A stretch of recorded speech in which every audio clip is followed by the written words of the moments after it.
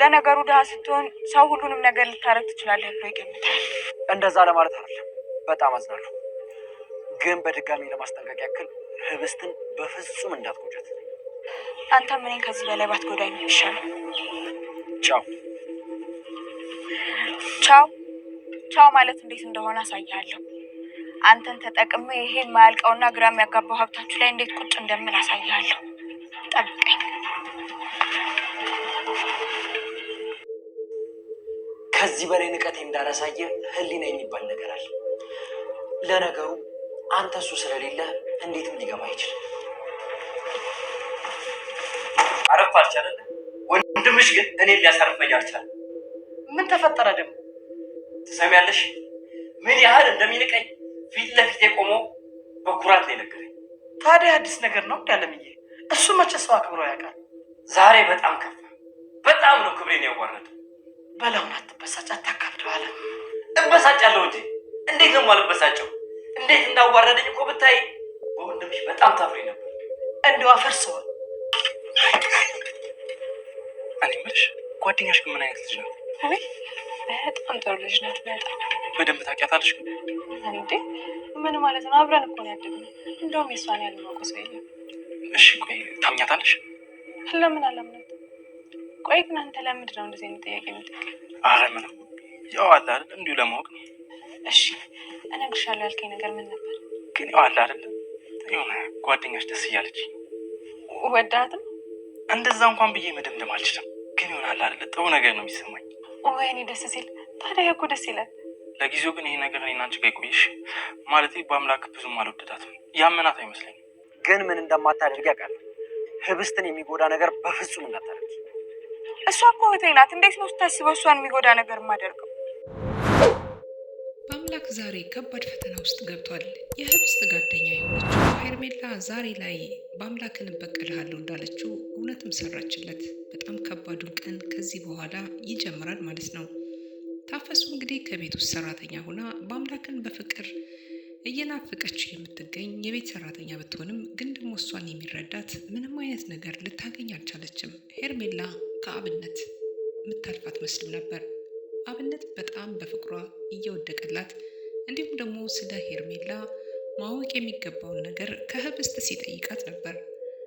ህብስት እንግዲህ ሁሉንም ነገር ነግረዋለች። በጣም መልካምና ጥሩ ልጅ ናት፣ ስብዕናዋ ያላት ናት፣ የሰፈሬ ልጅ እንደ እህቴ በላት፣ በቃ በጣም ምንም የሚወጣላት ነገር የለም። ስለዚህ ከእሷ ጋር ጓደኛ ብትሆኑ በምን እድሌ ደስ ይለኛል በማለት እንግዲህ ህብስት መልካምነቷን ለጓደኛዋ አሳይታለች። ጓደኛዋ በተቃራኒው ሄርሜላ አሁን ላይ አምላክን እንግዲህ በአምላክን የራሷ ለማድረግ በተዘዋዋሪ መንገድ ከሱ ላይ ተቀምጣ ሀብትና ንብረታቸውን በአንተ ተጠቅሜ እንዴት አድርጌ ሀብቱን ንብረቱን ወደ ራሴ እንደማዞረው አሳይሃለሁ፣ ቻው ማለት እንዴት እንደሆነ ታውቃለህ በማለት በአምላክን እንግዲህ ልትበቀለው ወደዚህ ቤት ውስጥ የመጣች ትመስላለች። አለምና እንዲሁም ደግሞ ይፍቱ በአሁኑ ሰዓት ውስጥ ከባድ አጣብቂኝ ውስጥ ገብተዋል።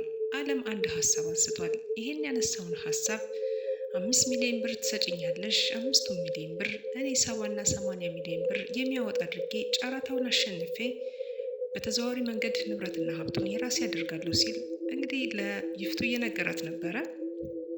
አለም ያመጣውን ሀሳብ ግራ በተጋባ ስሜት ውስጥ እያሰበችው ትገኛለች። ብትከስርስ፣ ሌላ ችግሮች ቢፈጠርስ፣ ባታሸንፍስ በማለት ብዙ ነገሮችን እያነሳች ትገኛለች ማለት ነው። ይፍቱ እንግዲህ የገመተችው ነገር እውነት ከሆነ አለም እንግዲህ መጨረሻው ምን ሊሆን ይችላል ብላችሁ አስቡት ማለት ነው። የበአምላክና እንዲሁም ደግሞ የአብነት ጥሩ ስራ እየሰሩ ነው ያሉት። ምክንያቱም ደግሞ አብነት ቀድሞውንም ጨረታውን እንደሚጀመርና የህብስት ቤት መሆኑን አንደኛው ቤት የሚሸጠው ይሄን ባወቀ ሰዓት ለህብስትና እንዲሁም ለአባ አምላክ አሳውቋቸዋል ማለት ነው። በአምላክ እንግዲህ ይህንን ነገር ልክ እንደሰማ ግራ በተጋባ ስሜት ውስጥ ሳይሆን በተረጋጋ ሁኔታ ውስጥ ጨረታውን እኛ ማሸነፍና ከዛም በኋላ ብሩንም ከዚህም ከዛም ብለን ለቃቅመን እንደ ማምጣት እንዳለብን ብለው እያሰቡ ይገኛሉ። ይህንን ጨረታ የሚሸጠው ቤት የህብስት ቤት በመሆኑ የህብስት እናቷ ቤት ደግሞ መሸጥ የለበትም። በተዘዋዋሪ ነገር እኛ ራሳችን ገዝተን በቃ አለም እንዳያሸንፍ እናደርገዋለን በማለት ነገሩን እየዘጉት ይገኛሉ። ግን ደግሞ ያልታሰበ ማዕቶች አሁን ላይ ቤቱን እያተራመሱት ይገኛሉ። ሰላም ውድና የተከበራችሁ የዚህ ቤተሰቦች እንኳን ደህና መጣችሁ። ስትገቡ ላይክ እና ሰብስክራይብ እያደረጋችሁ ቤተሰብ መሆናችሁን አትርሱ። ህብስት ድራማ ተወዳጁ በጣም የሚናፈቅ በጉጉት የሚጠበቅ በጣም አሪፍና አስተማሪ የሆነው ድራማ አሁንም እንደቀጠለ ነው። አሁን ላይ የዓለምና የፍቱ ባልና ሚስቶቹ እንግዲህ የእንጀራ እናት ሆነው ለህብስት የቀረቡ ቢሆንም ግን ደግሞ ህብስት ያላትን ሀብትና ንብረት ከመጀመሪያውንም ከእናት ከአባቶቿ የወረሰችው ቢሆንም እናቷ ያገባችው ባል እናቷ ከሞተች በኋላ እሷን ህይወቷን ሲኦል እያደረገባት ይገኛል ማለት ነው።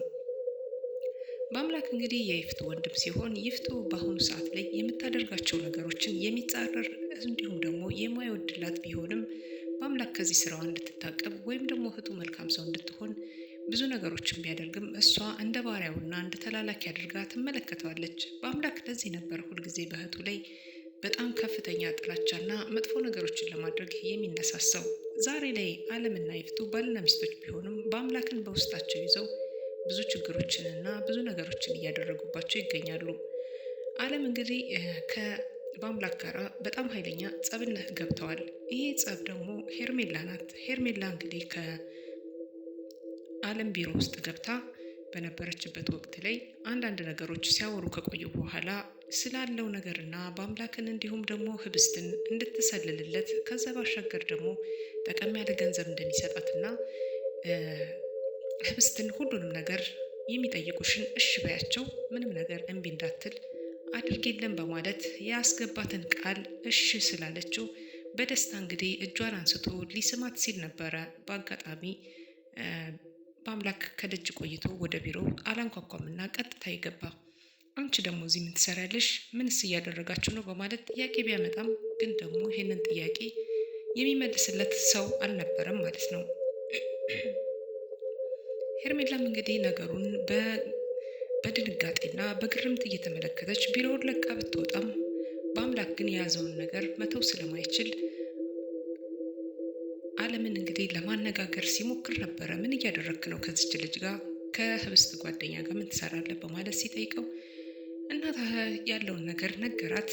ግን ደግሞ ችግር በችግር ምክንያት የሆነ ነገሮች እንዳደረገ እንጂ በመጥፎ ነገር እንዳልነበረ ነገሩን ቢናገርም ግን ደግሞ አሁን የሚያስተውለው ወይም ደግሞ የሚሰማው ሰው እንዳላገኘ ተመልክቷል ማለት ነው። በአምላክም ዝቶበት እንደምጠላህ አልወድህም፣ በጣም መጥፎና ታስጠላኛለህ ብሎ ከባድ ነገሮችን ሲናገረው እሱም ያለማቋረጥ ያለማባራት እየደነፋ እየተናደደ እጅግ በጣም ስሜቱን መቆጣጠር አቅቶት ትንሽ ጊዜ ብቻ ነው ነገሮች ይስተካከሉልኝ እንጂ ከቤት አባረረዋለሁ እያለ እሱም በንዴት ሲናገር ነበረ። በአምላክ እንግዲህ ትክክለኛውን ነገር ተናግሮት ነው ሄደው። ህብስት በአሁኑ ሰዓት ላይ አብነት ቤት ብትገኝም አብነት እንግዲህ የፍቅር ጥያቄውን ለሄርሜላ ሊያቀርብላት ያሰበ ይመስላል። ምክንያቱም ህብስት በጣም መልካም ሴት ስለሆነች ህብስት ጠጋ ብሎ ወደ ህብስት አንድ ጥያቄ ጠይቋት ነበር። ይሄ ጥያቄ ደግሞ ጓደኛሽ እንዴት ናት ባክሽ ይች ልጅ ሄርሜላ እንዴት ናት በማለት ቢጠይቃትም ህብስት እንደምናውቃት በጣም የዋህና ስስ ልብ ያላት ስለሆነች በጣም ጥሩ ልጅ ናት፣ በጣም አብሮ አደጌ ከሆነች ጎረቤታችን አብሮ አደጌ ናት በማለት ብትነግረውም እሱ በደስታ ልቡ ቀልጧል። ምክንያቱም ደግሞ ሳልወዳት አልቀረውም በማለት ለእሷ ሹክሹክታውን ሲነግራት ነበር። ህብስትም በጣም በደስታ ይህንን ነገር እንደተቀበለችው አስመስላለች። በእኔ ጣለው የእሷን ጉዳይ ብለዋለች። እሱም ደግሞ በቃ ዛሬ ሽማግሌ ልላካ፣ አረ አሁን ልላክ እያለ ሲያሾፍ ነበረ። ነገሩ ወደ ሌላ አምርቷል። ዛሬ ያልታሰበው ሌላው ከባዱ ነገር ደግሞ እየተፈጠረው ወደ መጠጥ ቤት እንግዲህ አዘውትረው ሄደው ማያውቁትን ዛሬ በህብስት ምርጫ መሰረት ከቤት ወጥተው ነበረ። ከቤት የወጡበትም ጉዳይ ለመልካም ነገር ነበረ። ይሄ ይፈጠራል ብሎ ማንም ያሰበ የለም። ሄርሜላም እንግዲህ ወደ ቤቷ ሳትሄድ ከአብነት ጋር ብትጠብቀውም አብረው ሲዝናኑ ሲጫወቱ ከቆዩ በኋላ ህብስትን ወደ ቤት መልሷት እዛው ሆቴል ቦታ ላይ ተመልሶ ነበር። በጣም በንዴትና በህልክ ውስጥ ስለነበረ እንግዲህ ከአብነት እንዲሁም ከሄርሜላ ጋር በአንድ ላይ ሆነው እንግዲህ መጠጥ ቤት ስለነበሩ በአምላክ ያልተገባ አጠጣጥ እየጠጣ ስለነበረ ሄርሜላም ቀን ላይ የዛተችውን ዛቻ ዛሬ ልትፈጽመው አዘጋጅታለት እቅድ ስለነበር በፕሮግራሟ መሰረት ስለምትሄድ ያንተ የሆነውን ሁሉ ንብረት እንዲሁም ቤተሰቦቹ ያሉበትን ንብረት የኔ ራስ ያደርገዋሉ ብላ ስትዝት ነበረ። ይሄ ማለት ደግሞ በምን አይነት መንገድ ልታጠምደው እንደፈለገች በአምላክን በቅርቡ አሳይሃለሁ ስትለው ነበር። በአምላክ እንግዲህ ዛሬ ላይ ወድቋል ማለት ነው። አልጋቸው ላይ በአምላኩ ካጠገቡ የተኛችውን ሴት አይቶ በጣም ግራ ተጋብቷል፣ ደንግጧል። ተነሽ ውጪ፣ ምንድን ነው? ምን አድርገሽ ነው? በማለት ቢደናበርም ግን ደግሞ አሁን ላይ እንግዲህ ሄርሜላ አንተ አስገድደኸኝ እንጂ እኔ ምንም ያደረግኩት ነገር የለም፣ ልከላከል ራሴን አልቻልኩም በማለት መልስ ስትሰጠው ነበረ። በጣም የሚገርምና የሚያሳዝን ነው። ምክንያቱም ህብስት ላይ የነበረው ተስፋ የነበረው ህልም እንዲሁም ደግሞ ህብስትም ለሱ የነበራት ህልምና ተስፋ አብሮ እንደጠፋ ያክል ነው የሚሰማው እና በጣም ከባድ ስሜት ውስጥ ይገባል። ከዚህ በኋላ እንግዲህ ነገሮቹ እየከበዱ እየጠበቁና መጥፎ ነገሮች እየተፈጠሩ ነው የሚመጡት።